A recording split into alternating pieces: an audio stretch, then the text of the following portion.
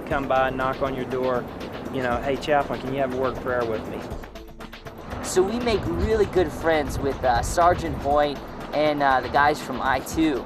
And I mean, we're just like tight as anything. And we've been hanging out with them as we've been on base here and just being able to minister to them and just hanging out with them and being friends with them. And Sergeant Hoyt is like really taking us under his wing. We hang out with him every day. In his off time, he comes to, you know, wherever we're staying, we'll go up in the MWR and, you know, play ping pong, you know, joke around, just talking to him and things like that. So that's been really nice. He's had 9 deployments. He's been through Liberia, Kosovo. He's been all over the place. He's been through jungle warfare training, Marines. When you think of a U.S. soldier, he's like prototypical, big, you know, strong, muscle-bound, and just like hardcore soldier. So Sergeant Hoyt is our man. He is like the ultimate soldier. I was born and raised in Ohio. Okay. When I joined the Marine Corps, I was in North Carolina, and I got out. Now I'm a reservist in Oklahoma. So okay. I'm doing the part-time thing, but not really, because here I am. And you're thinking about going back into active duty too?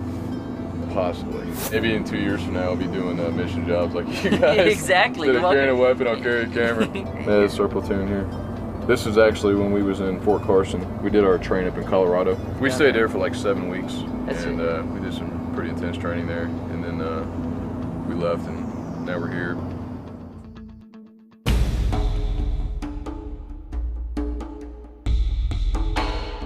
Oh, 0600, reported for patrol today.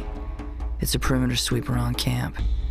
Everybody tells us it'll be basic, but there's nothing basic about wearing a 30-pound flak. Even trying this thing on makes you think seriously about things, like what it'll be like if you get shot. Hey, like they tell the rest of us, keep your head down. But you gotta suck it up and face any doubts you might have. This is a ministry of presence, which means it's not always gonna be safe. You can't show fear or whine about missing home. You gotta wanna be here and be willing to face whatever's out that gate. Ready, go ahead and lock and load.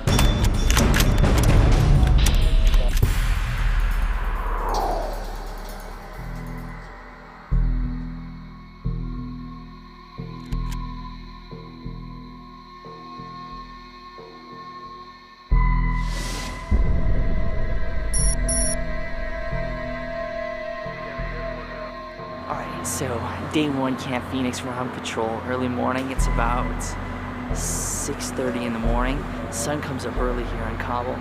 Looks like we're on patrol with about 9 guys from the base.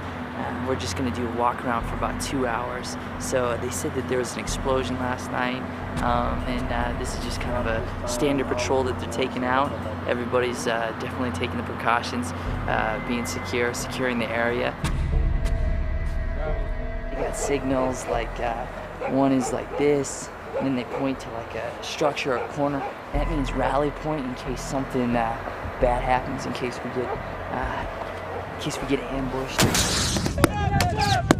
In January, you had the one Canadian soldier that was killed by the suicide bomber, so still a pretty volatile area. They know of quite a few Taliban folks that are still around.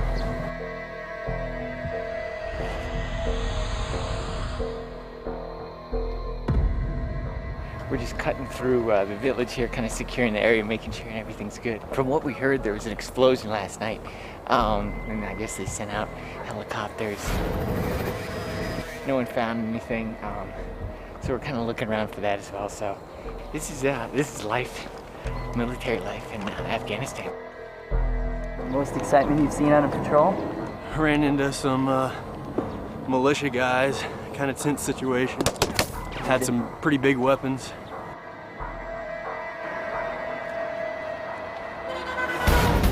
Go ahead, cross.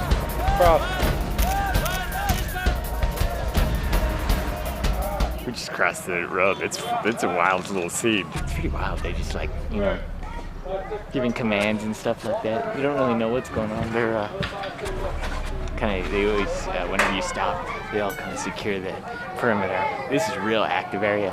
Morning time. So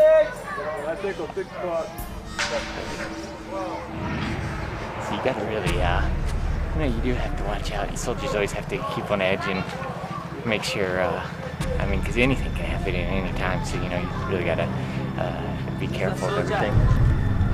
And, you know, they're precautious and just securing the area and everything. Well, it's interesting because anybody who walks by with like, you know, there's someone walking by with 2 batteries, they're like, okay, 2 guys, there's a guy walking with 2 batteries. I got a man carrying 2 batteries coming up.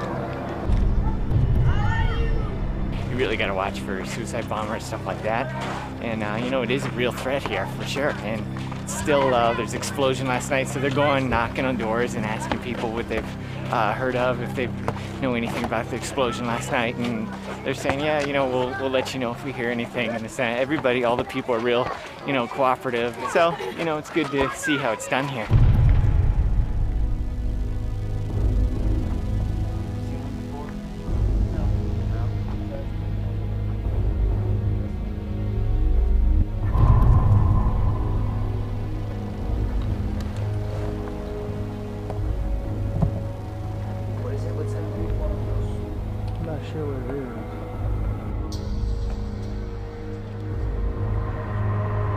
They seem to think it was an old mine, like anti-personnel mine, so, you know, they just got to check out every little bit. Creek talk to Alligator 11 Bravo, over.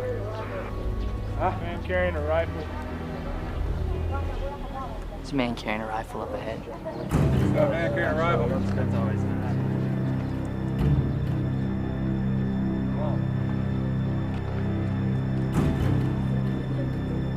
What is it?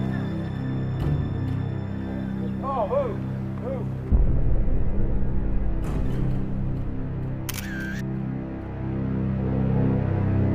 But you know, one thing we've learned is that God's the God of all nations, and He is working over here in ways that we never dreamed. We thought we'd come over here and people wouldn't want anything to do with us, wouldn't want to know anything about Christianity, but we're seeing that God is in control, and He is sovereign.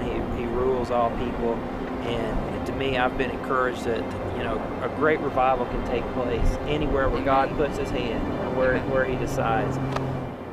We're here to preach the gospel, and we're not here to, you know, to upset or do anything like that, but we are here to speak the word in truth, and that's our mission. Is that gunfire?